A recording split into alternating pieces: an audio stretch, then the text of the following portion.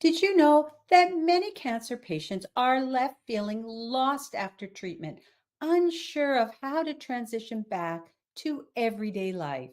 It's an all too common experience, and it's exactly what we're talking about today. Hi, I'm Debbie Sadie, and welcome back to day 66 of our Proven Cancer Strategies Reveal 90 Days to Cancer Resilience. Today, I'm thrilled to highlight a clip from my interview with Dr. Martha Sharpe, a registered naturopathic doctor in Ontario who has a unique perspective. Not only does she specialize in integrative cancer care, but she's also a cancer survivor herself. After her diagnosis during her residency, she saw firsthand the major gaps in cancer survivorship care. In this clip, Dr. Sharpe shares her personal story and why she's so passionate about bridging the gap between conventional treatment and holistic post cancer care. Let's dive in to this powerful conversation. Dr. Martha Sharpe, ND, is a registered naturopathic doctor in Ontario, Canada. While completing a CNME approved adjunctive cancer care naturopathic residency program, she was diagnosed with cancer herself.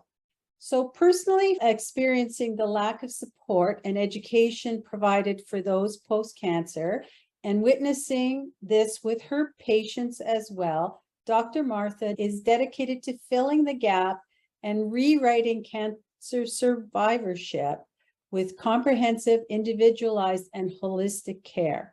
So, she is passionate about helping people find the clarity and empowerment they need to step back into life post cancer and feel at home in their bodies again. So that is so incredible, Dr. Martha. Maybe you could start with just giving our audience a little bit of information on your personal experience with cancer and kind of how you came to this passion of yours. Yeah, of course. As you were mentioning, in Ontario at the time, there was only one CNME approved residency in adjunctive cancer care, which I was completing. And in the middle of that, I was diagnosed with cancer myself, which was a very unusual and, of course, discombobulating experience. Immersive, if you will, if going through a residency for adjunctive cancer care and then having that diagnosis yourself. So it was a educational component that I wasn't expecting, but it gave me a lot of, I already was immersed in that field already with respect to an integrative approach to cancer care. However, what is always lacking, you could say this about anything, is just that firsthand experience. It just really clarified for me how much of a gap in care there was for both active treatment, because I was in there, but also survivorship. And there are definitely different phases of cancer care and cancer support. You would support someone so much differently in active treatment versus survivorship versus prevention, etc. But yeah, just the gaps in care were really glaring to me, which was a little bit shocking just with my knowledge of the integrative space already. And just it just really hit me that if I have all of this knowledge and education about this setting and I still felt like there were gaps in care, excuse me, imagine how other people must be feeling when they aren't already coming in with that sort of background.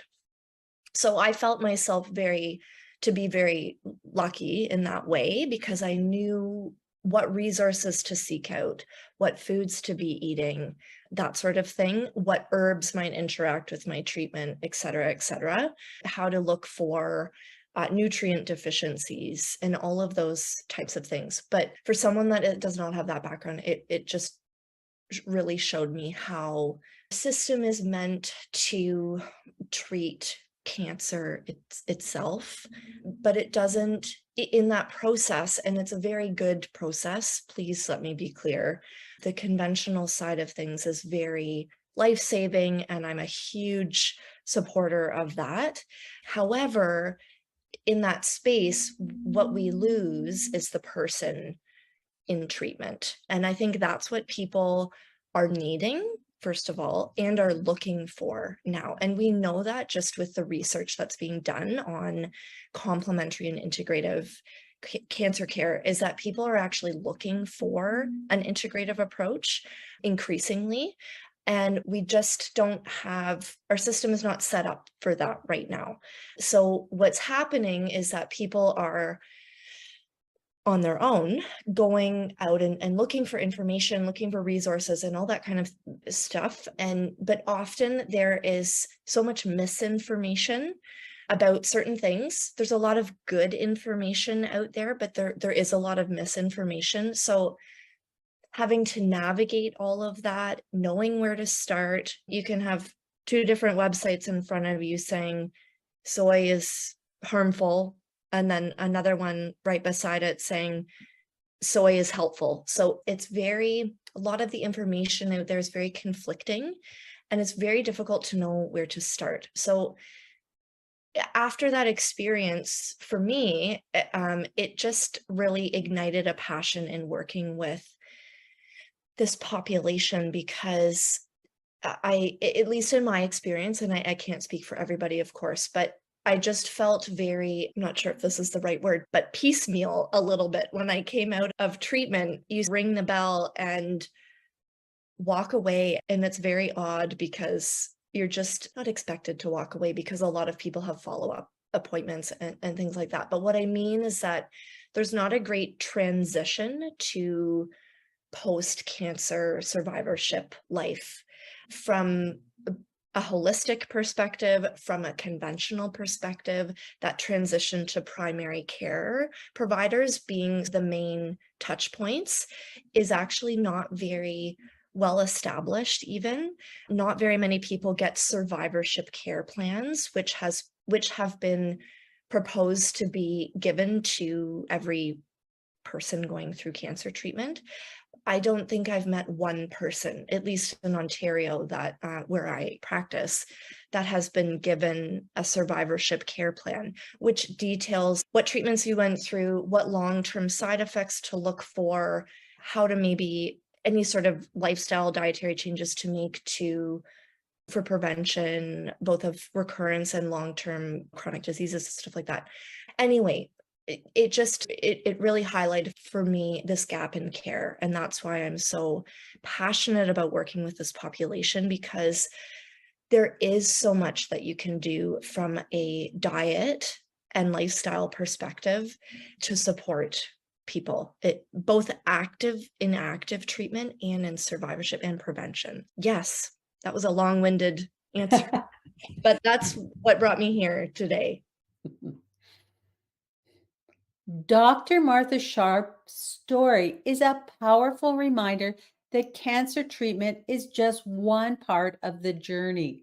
Survivorship and the transition back to life can be just as challenging, and finding that right support is crucial. If you found today's clip insightful, please like and share this video and stay tuned. Soon we'll be sharing how you can access the full interview and all 25 expert videos in our Proven Cancer Strategies Revealed interview series. Thanks for watching, and make sure you subscribe so you don't miss out on future updates. For now, stay